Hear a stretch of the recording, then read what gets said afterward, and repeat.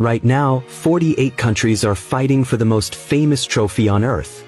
And if you don't understand how this tournament actually works, you're going to feel completely lost for the next 5 weeks. So let's fix that. In the next 5 minutes, you'll understand exactly what the World Cup is, why this one is the biggest in history, and how a team actually wins it. No football knowledge required. First, what even is the World Cup? It's simple. Every country on Earth has a national football team. Once every 4 years, the best of those teams compete in one giant tournament to decide who's the best in the world. That's it. One winner. Out of basically the entire planet. Here's the part that surprises Americans the most. This isn't like the Super Bowl, where one country plays itself. This is closer to if every country on Earth had an NFL team, and they all played each other until only one was left standing. That's the scale we're talking about. And this year? It's bigger than ever. 48 teams. Not 32, like every World Cup before it. FIFA expanded the tournament specifically for this one, which means more countries than ever before actually have a shot at glory. Countries like Cape Verde and Curaçao, nations that have never been here before, are now standing on the same stage as Brazil and Argentina. The expansion opens the door for nations that have never played on football's biggest stage before. That alone should tell you how big a deal this is. Now here's something most beginners don't realize. This World Cup isn't even happening in one country.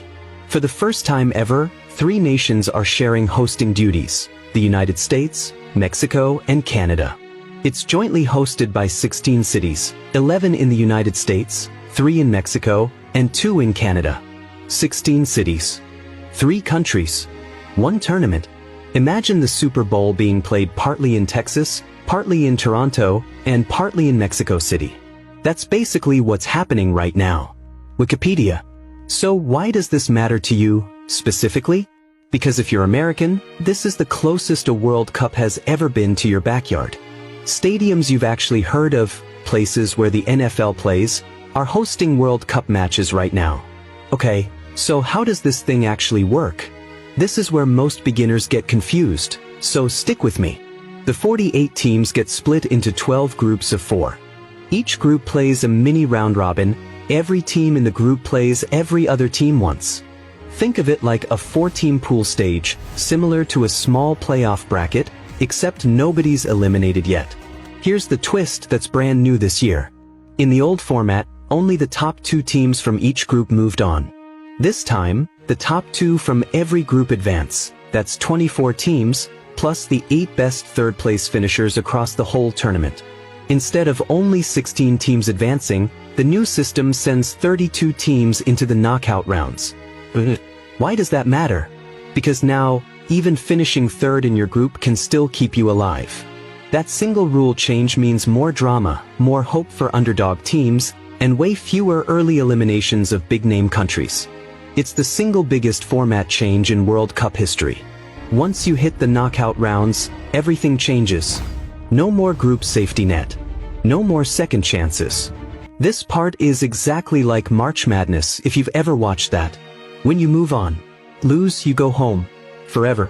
One bad day can end a country's entire World Cup dream. And if a game ends in a tie, there's no shaking hands and walking away. The teams play extra time, and if it's still tied, it comes down to penalty kicks, players taking turns trying to score one-on-one against the goalkeeper, in front of the entire planet watching. It is, without exaggeration, one of the most stressful things in all of sports. Careers have been defined by a single missed penalty kick. So here's where we land. The group stage runs through late June.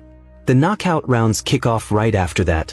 Round of 32, then round of 16, all the way up to the final.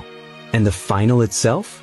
It will be played on July 19th in New York, New Jersey, right outside one of America's biggest cities, on American soil, for the first time in over 30 years.